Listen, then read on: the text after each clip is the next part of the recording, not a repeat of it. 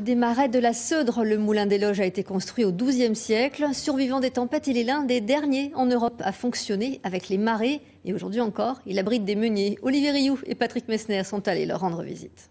Donc pour vous situer, la mer est à 4 km là-bas, vol d'oiseau. Et elle va venir chez nous via la Seudre. Au four et au moulin au sens propre de l'expression. La manière s'active entre visite et dégustation. À l'origine, le pain, c'était la raison de vivre de ces moulins à eau de mer. À l'époque, on était quand même avec des gens qui mangeaient plus d'1 kilo de pain par jour et par personne. Et ce moulin, il devait fournir de la farine pour 200 personnes. Donc effectivement, ça suffisait pas. Mais on a des valeurs, les histoires de coefficient de 80 au moins, c'est actuel. Au XIIe siècle, le moulin était en bord de mer, donc il fonctionnait beaucoup plus. Et puis on n'était pas les seuls non plus, puisqu'il y avait une dizaine de moulins à marée de ce type-là sur les deux rives de Seudre. Après, à partir de la deuxième moitié du XIVe siècle, ce sont les moulins à vent qui ont pris le relais.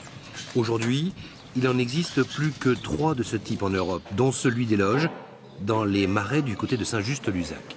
C'est la première fois que je visite ce genre de bâtiment déjà en fait. Et bon, le travail du boulanger, on le connaît un peu tout le monde en fait, mais le fait d'être proche de la personne, de le voir travailler, ça m'a beaucoup plu. En bas, Norbert le boulanger, à la retraite quand même, s'active.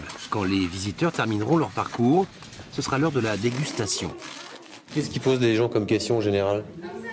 Sur la farine, sur le temps de pousse de la pâte, sur le temps après comment faut le faire lever, la cuisson au four, voilà. Ouais, c'est des questions très techniques en fait. Oui, c'est technique, oui.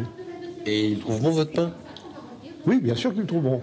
Cette fête du pain ici, c'est avant tout pour faire de ce moulin à eau de mer un pôle d'intérêt culturel et environnemental. Avant leur disparition, avant le début du XXe siècle, on en comptait 1650 sur tout l'arc atlantique, entre l'Écosse et le sud du Portugal.